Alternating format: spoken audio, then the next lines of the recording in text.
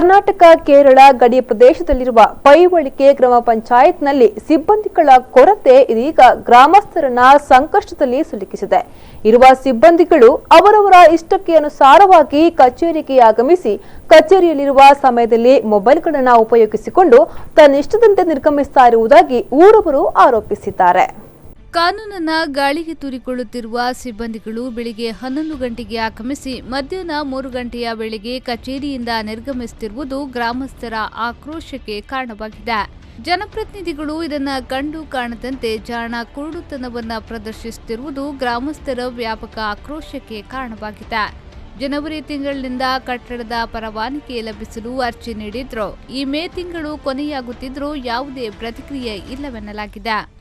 ಗ್ರಾಮದ ದಾರಿದೀಪಗಳು ಸಂಪೂರ್ಣವಾಗಿ ನಾಶವಾಗಿದ್ರೂ ಈ ಬಗ್ಗೆ ತಿರುಗಿ ಕೂಡ ನೋಡಲು ಒಬ್ಬ ಜನಪ್ರತಿನಿಧಿಯಾಗಲಿ ಅಧಿಕಾರಿಯಾಗಲಿ ಮುಂದೆ ಬರುತ್ತಿಲ್ಲವೆಂಬ ಆರೋಪ ಕೂಡ ವ್ಯಾಪಕವಾಗಿದೆ. ಆದರೆ ಪೈವಳಿಕೆ ಪಂಚಾಯತ್ ವ್ಯಾಪ್ತಿಯ ಹಲವು ವಾರ್ಡುಗಳಲ್ಲಿ ಅನಧಿಕೃತ ಗೂಡಂಗಡಿಗಳಿಗೆ ಪಂಚಾಯತ್ ಅಧಿಕೃತರು ಹಿಂಬದಿಯಿಂದ ಅನುಮತಿಯನ್ನ ನೀಡಿ ಜೇಬನ್ನ ತುಂಬಿಸುತ್ತಿರುವುದಾಗಿಯೂ ಊರವರು ಆರೋಪಿಸುತ್ತಿದ್ದಾರೆ. ಗ್ರಾಮಾಭಿವೃದ್ಧಿಗಾಗಿ ಮಂಜೂರಾಗುವ ಫಂಡ್ನಿಂದ ನಿರ್ಮಾಣವಾಗುತ್ತಿರುವ ರಸ್ತೆ ಕೂಡ ಅಲ್ಪ ಆಯಸ್ಸನ್ನ ಕಾಣುತ್ತಿರುವುದಾಗಿ ಆರೋಪ ಕೇಳಿಬಂದಿದೆ.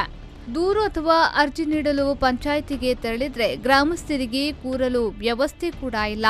ಕಳೆದ ವರ್ಷ ಕುಡಿಯುವ ನೀರನ್ನ ವಿತರಿಸಿದವನಿಗೆ ಲಭಿಸಬೇಕಾದ ಹಣ ಈ ತನಕ ಲಭಿಸಿಲ್ಲ.